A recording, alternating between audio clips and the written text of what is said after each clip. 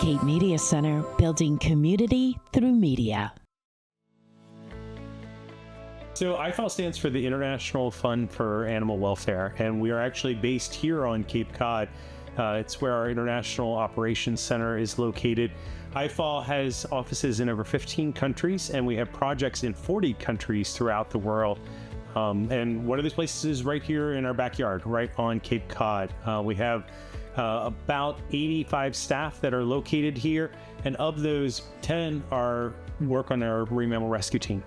IFAW has been around for over 50 years. First came to the Cape in about the 80s, and we have a long history on Cape Cod. While we think globally, we act locally. The program that I direct, the Marine Mammal Rescue Team, we have the federal stranding agreement that gives us the permission to respond to all live and dead marine mammals. So marine mammals such as seals, dolphins, large whales in this area. And so that work is twofold. One, see what is affecting these animals, because these animals are an incredible way for us to get an indicator on the ecosystem, how the ecosystem is faring in this area, their habitat basically. But also it's a great chance to provide welfare for these animals, especially when live animals strand. We can be out there, we can provide veterinary care, immediate rescue care to these animals when they need it the most. And in the process, not only help the individual, but learn from that and use that information to affect conservation change. This is our mobile dolphin rescue clinic. This is a custom designed vehicle. Throughout our history, we've innovated, looked at different ways of doing things, ways that we could be more efficient, ways that we can help these animals when they need it the most during these strandings. And so we've changed a lot since when I first started in the early 2000s with this program, and it all kind of culminated with this vehicle. We can hold up to 12 animals where we're standing right now. So these blue mats that you see all around me, these fold down on the floor, and we actually can have the entire floor matted out to help protect the dolphins. So our staff and volunteers, when they find a stranded dolphin on the beach, we bring them in here, and this is the opportunity, basically like a human ambulance.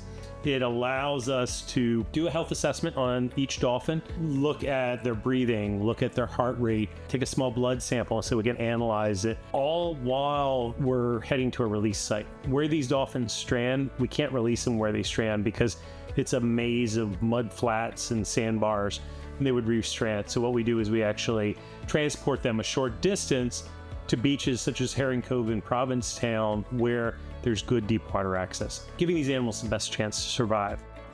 People don't realize it, but Cape Cod is actually the busiest place in the world for dolphin strandings. And part of it is our geography. We're that sandy hook that sticks out into the ocean.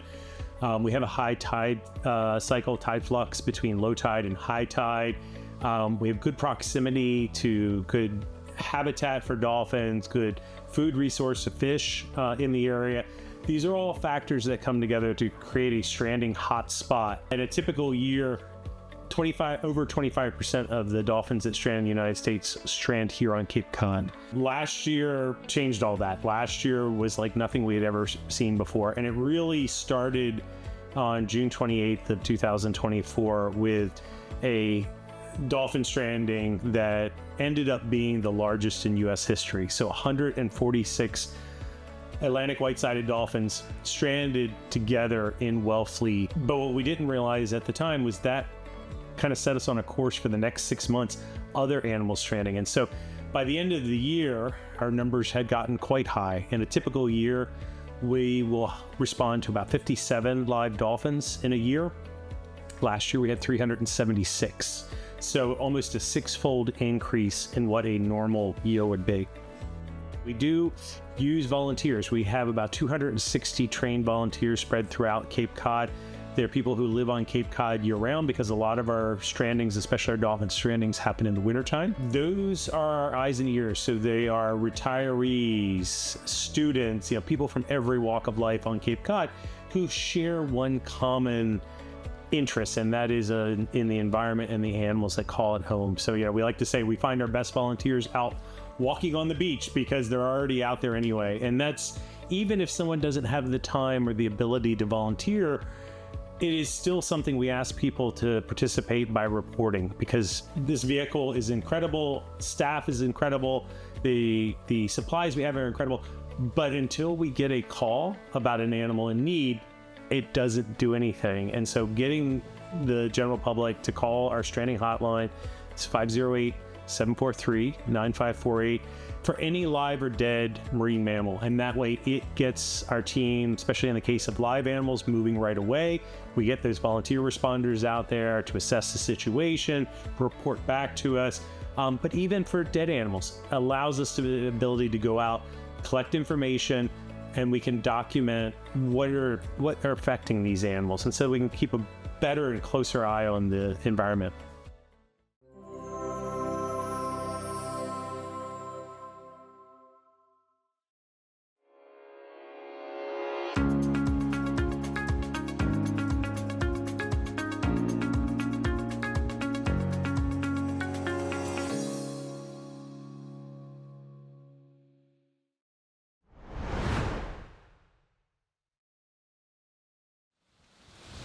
By now, drivers in Yarmouth have probably seen enough signs like these to last them a lifetime.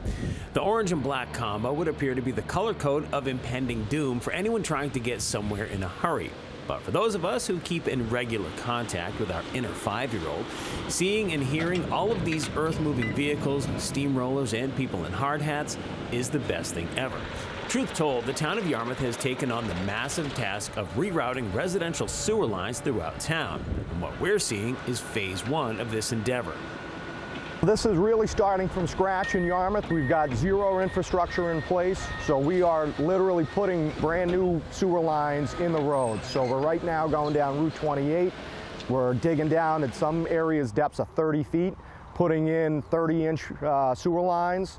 And that's going to go basically all throughout town. Phase 1 is primarily Route 28 and along the shore on Shoreside Drive.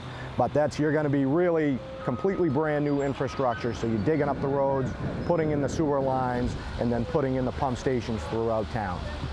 The phase 1 of this project carries a price tag of $207 million, which comes from the state revolving funds overseen by the Department of Environmental Protection.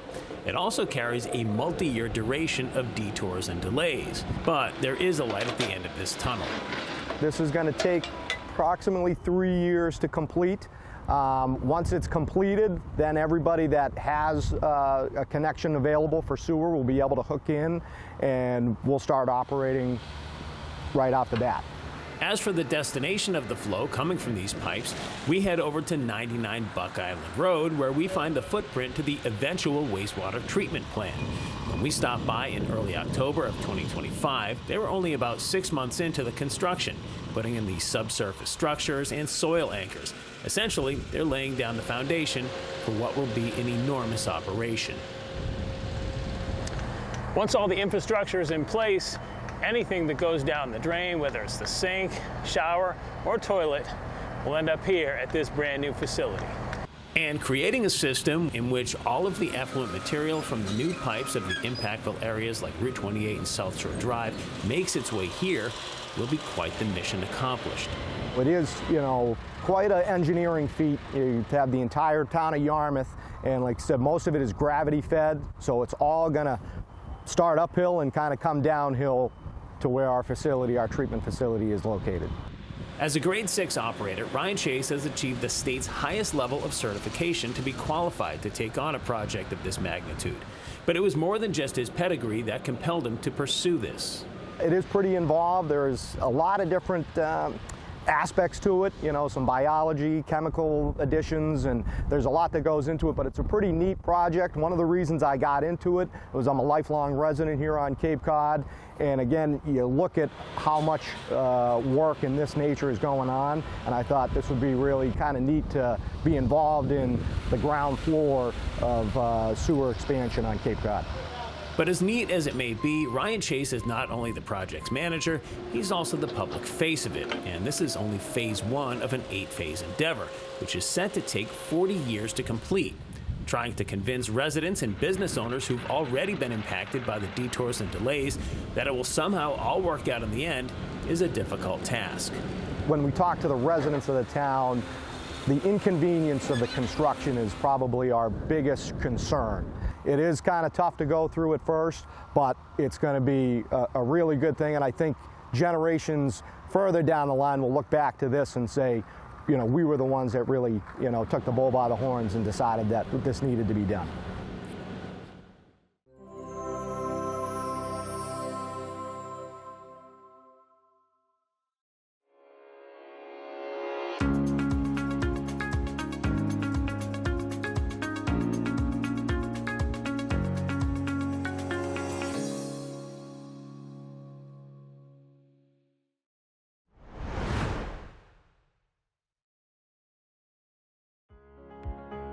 The Cape Cod Commercial Fishermen's Alliance is a nonprofit. We started in 1991, and the idea was that fishermen were concerned about their livelihoods and fish depletions, and they didn't feel like they had a voice at the regulatory table.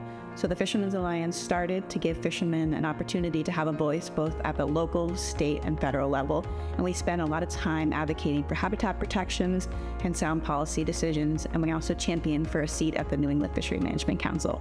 So for the last 30 years, we've been working to really advocate and to lift up small boat community-based fishermen here on Cape Cod. So the main mission is to join community members, scientists, and fishermen together so that we can promote sustainable fishing practices and healthy, vibrant fishing communities.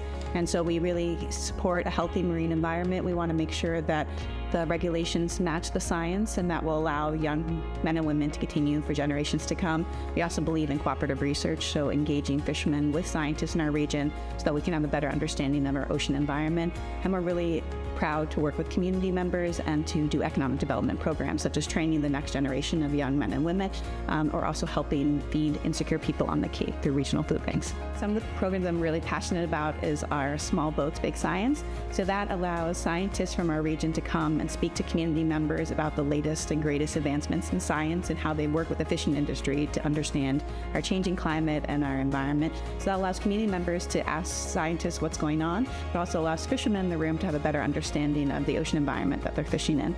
We also have Meet the Fleet, which I love. It allows a local chef and a fisherman to talk about a particular species. So the fisherman will give a day in the life of what they went after, how the gear type works to harvest a particular species, and then the chef will prepare a delicious sample for the community members to try. And so it allows them to ask the chef how they prepare something, what type of ingredients, so that they can feel confident at home to buy local and then feed their families local species. We have such diversity of seafood here on the Cape, and so encouraging community members to try new species that they might not have had before is a helpful way of supporting local fishermen as species continue to move into our waters. We also have a fishermen's training program. So that is something that we advocated for many years in DC through the Young Fishermen's Development Act. So that provides free training to young men and women to get into the fishing industry. And we have worked last year with the Brazilian community. We've also worked with high school students. We've offered kind of advanced training such as welding, but it's an opportunity to get more young men and women or new entrants into the fishery and to show that it's a viable way of life. I think fishing supports both part-time and full-time workers here on the Cape, and so finding ways to bolster that is really important here. Another program we have is our Small Boats, Big Taste program. And so that started in 2020 when there was food insecurity challenges exacerbated by the pandemic. And so our goal was to help feed people in need through local regional food banks, but also allow fishermen to continue staying on the water. So our first was our haddock chowder, which was a great success. And then ultimately we moved on to a Provençal fish stew, which is made with local winter skate. And that's a tomato-based, dairy-free stew. It's delicious. And then we have a clam chowder. And so the purpose was really that if you were at a hotel and you needed to feed your family and all you had was a hot plate or a microwave, you were able to feed your family a nutritious, delicious meal. And so we worked closely with the Greater Boston Food Bank, with capabilities and other local regional food banks here on Cape Cod to make sure that we were helping feed people who needed it. And that's something that we're really passionate about. At the core of the Cape Cod Commercial Fishermen's Alliance is our healthy marine environment. We think it's really important to have healthy, vibrant fishing communities, but also a healthy ocean ecosystem. And some of that is in terms of sensible fisheries regulations and policies, such as habitat protection. We're very passionate about Atlantic herring, which is a forward species that's a critical link in our food system. We also believe that promoting working waterfronts and giving access to fishermen to be able to have a successful business will ensure that young men and women want to get into the industry and see a viable future. Something that I'm most proud of at the Fishermen's Alliance is making sure that fishermen's voices are heard. Fishermen, especially small boat community-based fishermen on Cape Cod, are like farmers where they have to choose to go fishing on good weather days. And it often means that they are having to compete with large corporations who can send lawyers on their behalf. And so my role is really making sure that fishermen feel confident that when they're going fishing, they are able to, feel that someone has their back at that regulatory table. So to get involved with the Fishermen's Alliance, you can visit our website at capecodfishermen.org.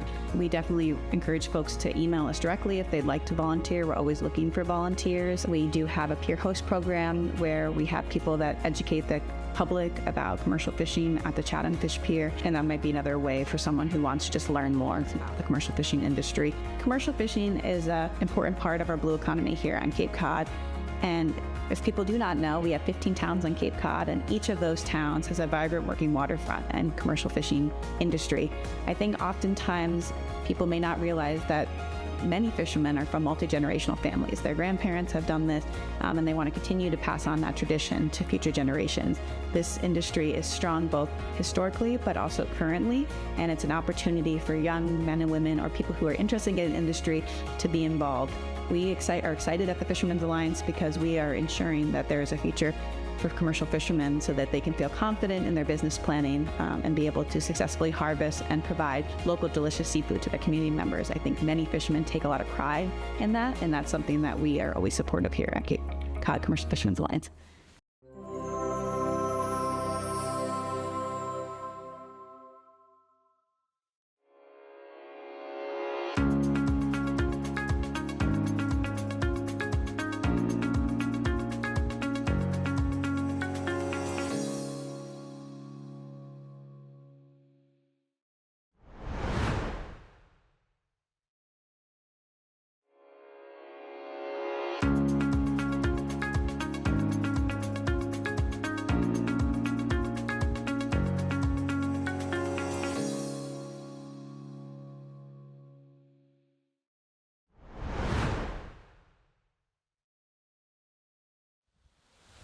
Here at the building in Harwich, simply referred to as the 204, the event known as the Sunday Thrift and Flea doesn't actually happen every Sunday. In fact, it doesn't even happen every month. So when it does finally arrive at the gymnasium inside the 204, it's quite the gathering. April 28, 2024 marked the maiden voyage of this indoor marketplace after an invite from the town of Harwich was extended to Jonna Powell. We so graciously were approached by the town of Harwich, since we have a studio here at the 204 Cultural Arts Municipal Building, to start a local community-based market, and we said absolutely, we'd love to do this. So yeah, we're a community-based local market here out of the 204 where we bring together vendors from Cape Cod to showcase all that they do year-round.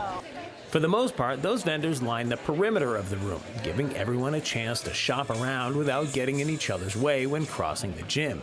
Essentially, it's a bunch of neat, eclectic stuff all under one roof, and Powell was able to use her 10-plus years of experience in the business to locate and invite this unique group to participate. Since we're just independently organizing this, it's not for profit or anything. Our first approach last year when we started was grab some, 10 great vendors that we know, bring them together, let's see how the local community kind of responds to this, and it was like an immediate hit, which we so love. And yeah, so now this year we're at 15 vendors and growing for next year is the goal. And an expanding roster means that there are plenty of new people being added to the mix, some of them for the first time, like the folks at Saltwater Vintage down on the far end of the court, enjoying their debut experience. I actually go to vintage swaps all the time, so I love shopping other vendors, and it's fun to be here as well and see who's buying the goods. For people of a certain age, myself included, it's a little strange to see many of the things that we grew up with now viewed as items of nostalgia. For instance, these crates of vintage compact discs in 2025 would have been cassettes and 8-tracks in 1985. And that's another thing, the word vintage. It appears in the names of nearly all of the vendors here, and it's a word that's enjoyed a bit of a redefinition over the years. Nowadays, what's called vintage is a little bit different than what it used to be. There was a time when people sold antiques, and vintage would be like a newer, antiques are like 100 years old, vintage would be more like a retro, you'd think 70s, 80s. So vintage has a much wider description now to include like recycling, upcycling, thrifting items. So vintage is not used in the traditional way that it was once used. Unique is another word that gets thrown around at this type of event, often in reference to the items on the tables and racks. One other unique feature is that it's indoors, which pretty much makes the market weatherproof. Today is a perfect example as to why they put the term rain or shine in their advertisement, because right now, as the room is just starting to get packed, we've got a couple of drops coming down. But regardless of the weather, the experience here at the Cultural Arts Municipal Building, located at 204 Sisson Road in Harwich, is a good one.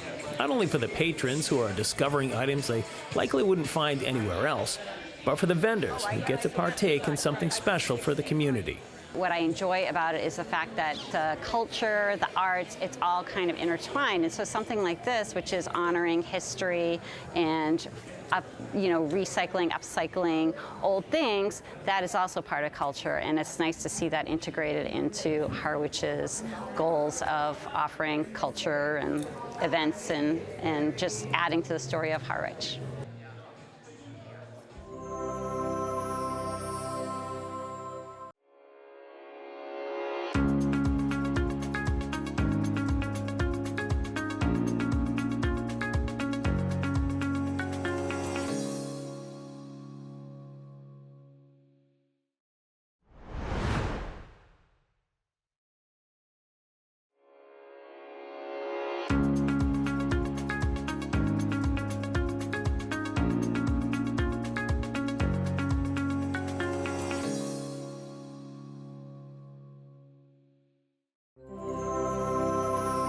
Cape Media Center, building community through media.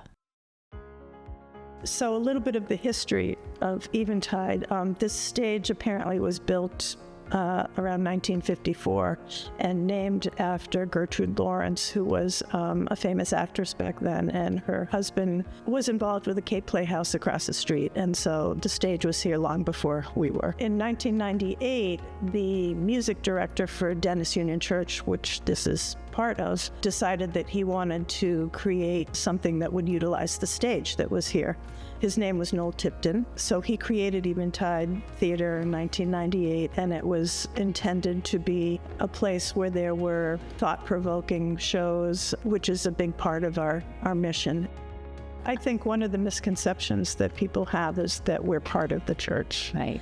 And we're not. We're a totally separate 501c3. Clearly, it's not a big building. It's a small venue that we use, but we do some pretty big, thoughtful ideas and shows. We are community-centered for sure, and we were in a church, so we are certainly part of the Dennis community. The mission is that Eventide wants to promote theater that's maybe not done everywhere all the time, and that will educate as well as entertain and provide opportunities for collaboration in the community and to give actors a chance to do something that maybe they won't have a chance to do otherwise. It's an embarrassment of riches, really, what we have down here.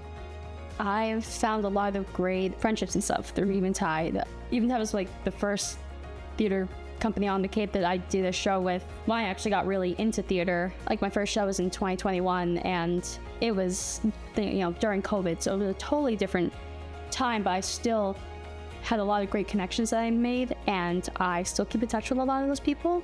And Eventide's just been a really wonderful theater space full of people who just really love to kind of play in the sandbox and support you and believe in you and cheer you on, even if you're not in a show directly right away.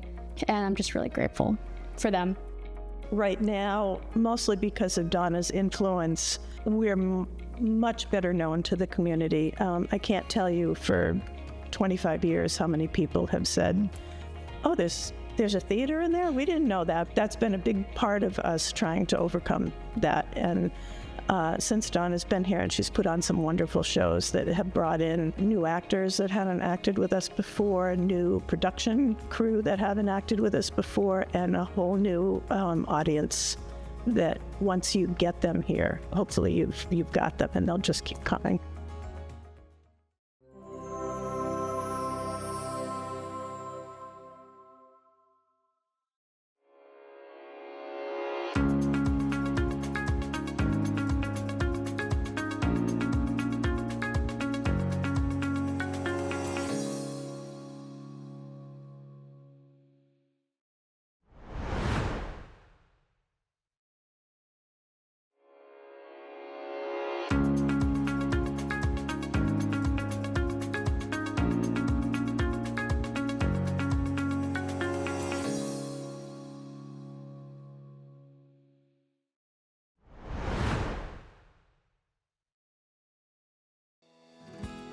Barnstable Comedy Club is a local community theater in Barnstable Village, and we do 4 shows per year, which each show has 10 production dates. We do comedies, we do musicals, we do drama type productions.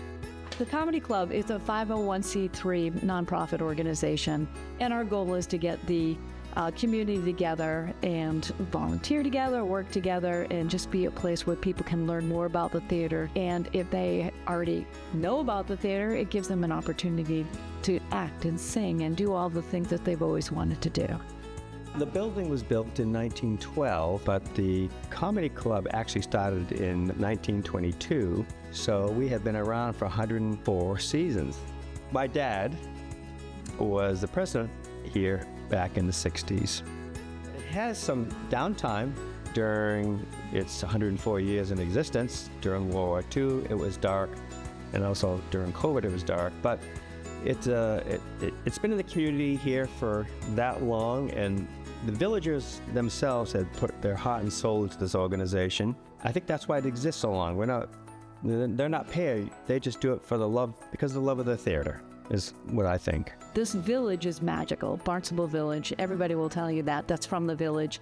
And I think that they're always looking for a place to get together, and they see their friends, and, and they just, it's the magic of the village. The volunteers are the most important part of this club. Without them, we would not be here. We are 100% volunteer.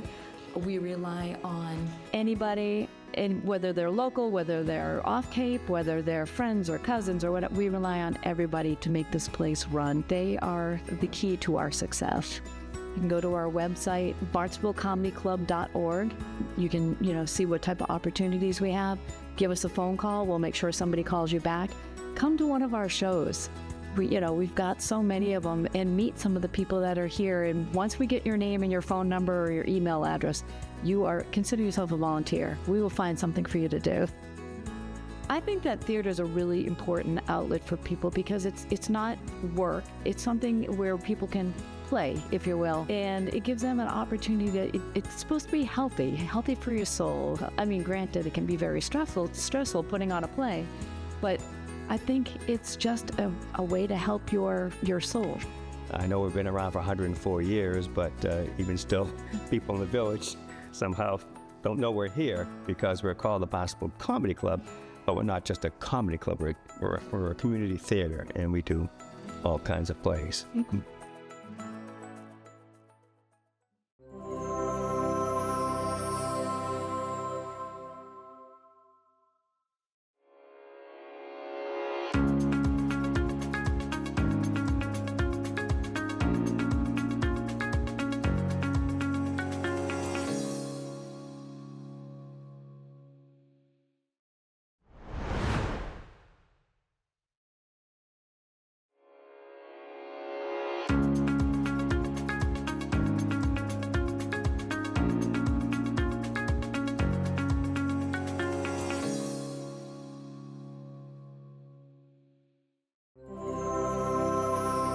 Cape Media Center, building community through media.